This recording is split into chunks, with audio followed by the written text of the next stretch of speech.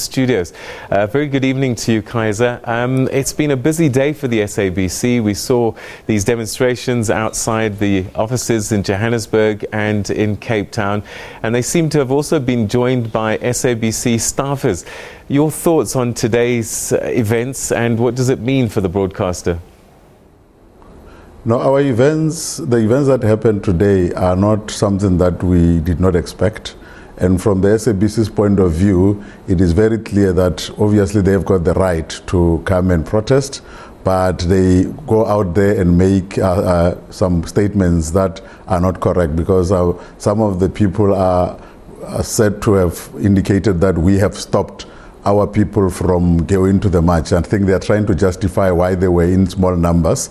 And the fact of the matter is there is no such a thing as us having stopped anybody from going to the march. The people at the SABC are happy, especially in our newsroom. None of our people there had intended or have indicated to us that they wanted to attend this march for whatever reason. And we are comfortable that there is no crisis at the SABC and everything is going according to plan. As we speak, our programs are on air. There is no crisis. We have got the right to deal with our employees the way we have to deal with them. And that's where we are as far as we are concerned. All right, let's just start with the first bit. You said that, in fact, let me ask you that there were some staffers from the SABC that joined the march. What does that mean then? Are they unhappy?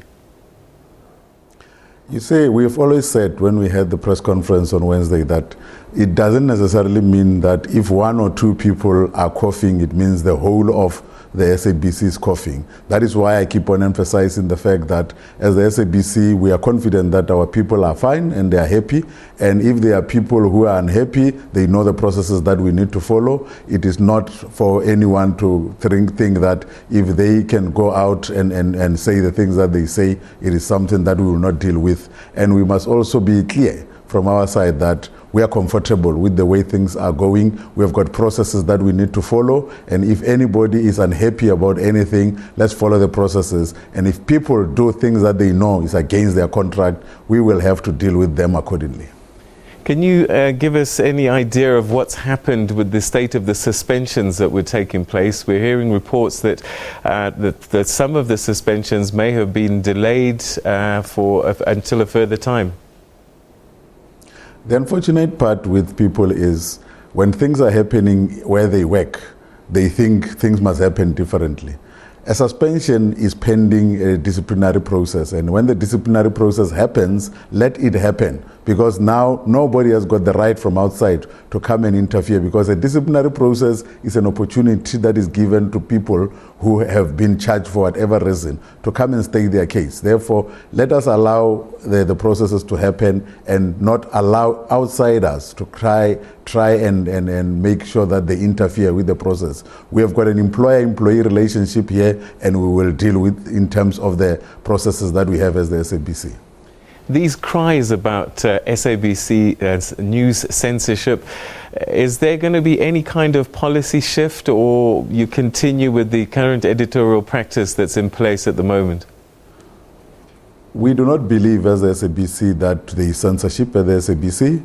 And the unfortunate part is this kind of groups that come here and protest are deliberately telling people lies about what we say. We've always emphasized the fact that we have never said at any stage, this is a statement that was issued from my office, which has never at any stage indicated that we are not going to cover violent protests as they are purporting, because they go around telling people lies. All that we have been saying is we are going to continue to cover protests as and when they happen. The only thing we are not going to show is the issue around people who are destroying property. But we will cover, and the people will get all the information that is happening as we have always been doing. And that cannot be regarded as censorship in any way. Are you concerned by the day's developments and what seems to be, I don't know, a growing energy against the SABC? We are not concerned as the SABC because these are a few people, as you have said in your intro, that about 100 people have come to the SABC. And those people cannot be representing the majority of the people of South Africa. We are confident that the people of South Africa are happy with what we are doing. They call us, they talk to us, and we know why we are doing it. and will always make sure that we do things that are in the interest of the public of South Africa, and we are not going to be sidetracked by people who have got other agendas that they are pushing at this present moment. Has there been any approach made to you by the CWU, the union?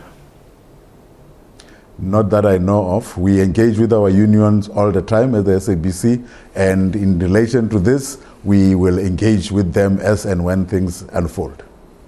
All right, Mr. Kganyago, thank you very much indeed. That's where we're going to leave it for today. Thank you very much for that update. That was the SABC's spokesperson, Kaiser Kganyago, talking to us from Durban.